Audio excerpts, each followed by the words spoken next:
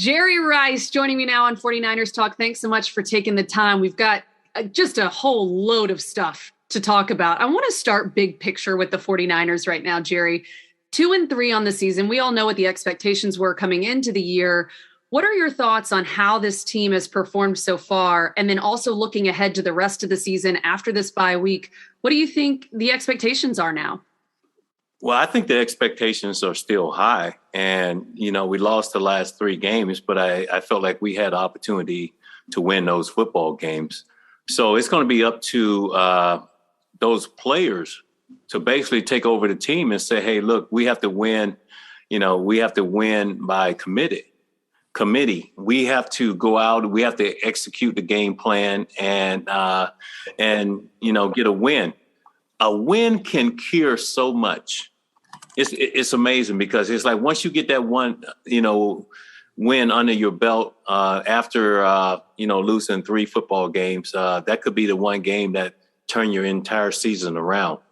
So I feel like there's still a lot of fight in the Niners. It's early during the season, with Jimmy G going down, then also Trey being thrown in. It's going to take a second before all of this comes together.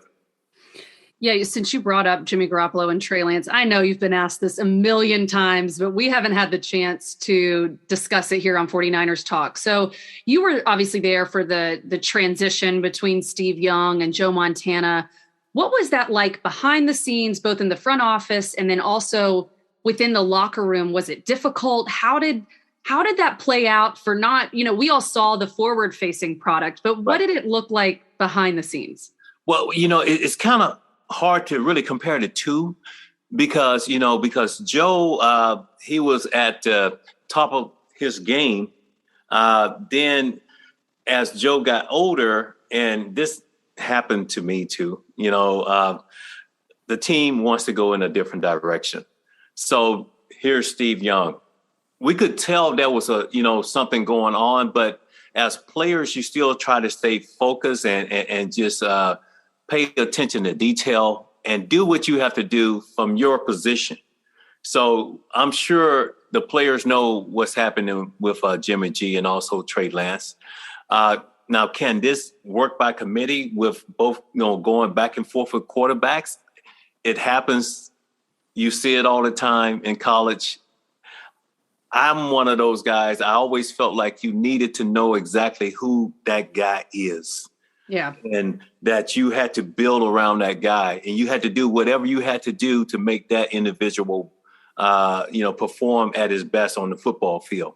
Now, Kyle Shanahan, he feels like he can go back and forth and he's the coach of the team. But I always wanted to know exactly who was going to be behind center. Yeah. And to your point, Jimmy Garoppolo and Trey Lance have such differing styles. I mean, it's a completely different offense, really, when you put Jimmy Garoppolo in there as opposed to Trey Lance, who's able to, make some plays with his legs. And we saw a lot of holding calls on the offensive line. I think the whole cohesiveness, it's difficult when you're going back and forth. With Kyle Shanahan, John Lynch, Kyle Shanahan brought it in 2017. They've had a rough go. They have had a rough go.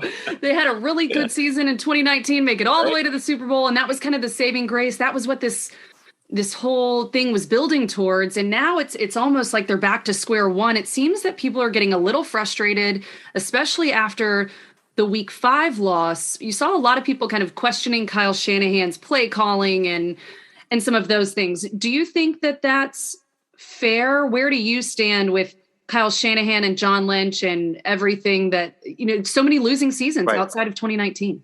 We got to take this under consideration because this team went to the Super Bowl. But then it's like you come back and the expectations are so much higher. And you have to be willing to take the criticism along with with everybody giving you compliments. That's just part of the game. And you're going to have some fans feel like, with Kyle Shanahan, that he's not making the right calls. The offense is too predictable. But I think the thing is, until those players take over the team, get their identity and stuff like that, they're going to struggle. The players got to step and say, hey, look, we have to go out. We have to win football games. The coaches, they can put together a game plan. And some of the calls that sometimes Bill Walsh called, we didn't agree with. But we knew we had to make those plays work. So, as professional players, that's just part of what you signed up for. So, I don't put the blame just on Kyle Shanahan. I think everybody got to look at each other, and you got to challenge each other and say, hey, look, we got to do whatever we have to do to win football games. And if a coach send a play in that we don't like, we still got to make that play work no matter what. And if they get to that mindset, I feel like they have a legitimate chance. I want to talk about the 49ers identity because that's something that's been discussed a lot as they head into week 7. But before we do that, I want to talk about what you're doing with Quaker. Tell us about the Quaker Good Call Challenge and about what you're working with Quaker. This is really the given season. And, with Quaker, they're donating $125,000 to just Feeding America. And, I didn't know this until I became part of this, that 38 million people in America will face hunger. And the good call, the Quaker Good Call Challenge is all about, if anybody, say this, we have a lot of change, stuff like that, underneath the couch, whatever, grab a canister or something like that, a Quaker oak canister, and just put that change in there. Then you can go to a Corn Star and make a donation and help feed America. That's really what this is all about. And I'm glad to be part of it, along with Drew Brees, Jerome Bettis. We had a great time, filming this, and it's just all about giving back. Yeah, and if you do that on Instagram or on social media, use the hashtag Quaker Good Call. I know I've got a Quaker can in my pantry too, so I know I'll be, maybe I can jump in on the challenge too. Thanks for sharing and also that. The challenge is going to be around till December 31st. So people got time. But people got time. Got time. And it's all about, it's all about just giving back. And I feel like everyone should have a healthy meal. No one should be hungry. And I think that's the reason why we teamed up with this program. I know a lot of our listeners, great people, and I know that you can jump in on that challenge. We've only got another minute or two with you. What about the identity of the 49ers? That's something that's been discussed a lot, especially the past 2 weeks. It seems like right now that they've kind of lost their identity. Do you feel that way? Do you feel like the 49ers have an identity in 2021? I don't know what it is. I've been looking for it. Now, are we more of a running team or are we a throwing team? I'm always going to use this. Back in my day, and that was a long time ago. Oh, stop. Bill Walsh was one of those guys that felt like we had to establish the run. And once he established the run, then we threw the ball. That opened up the passing game. So you got to pick one or the other. Either you're going to be a passing team that's going to open up the running game or something like that.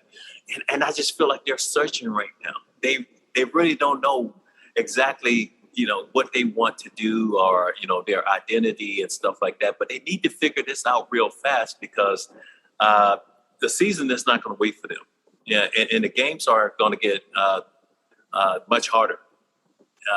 And it's going to be up to those players to just, find their identity and just make this work and start winning football games. And once you do that, once you start to gain some momentum and stuff like that, I think that's really opens the door for anything to be possible.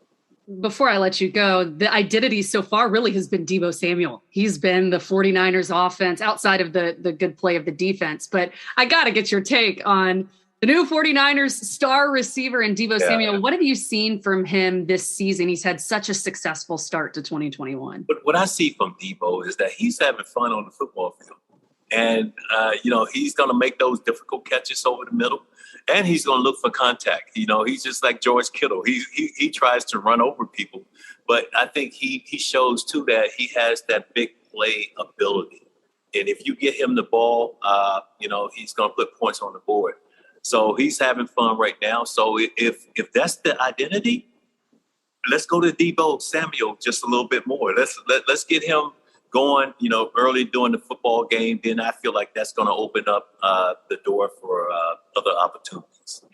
And one final question, just with the adjustment from the receiver side, having to go between quarterbacks, what we were talking about a few minutes ago with Jimmy Garoppolo and Trey Lance, how do you make that adjustment as a wide receiver when you've got such differing styles in these quarterbacks coming in and out? But I think it happens during practice.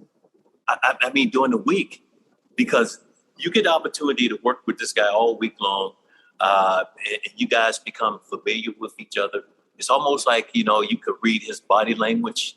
So if that's the case, and whoever's behind center, you get with that individual, you talk about different scenarios, and you work on the extra things, after practice. Yeah, and getting on the same mindset. If you do that, then it's going to open up, bigger opportunities, during the football game.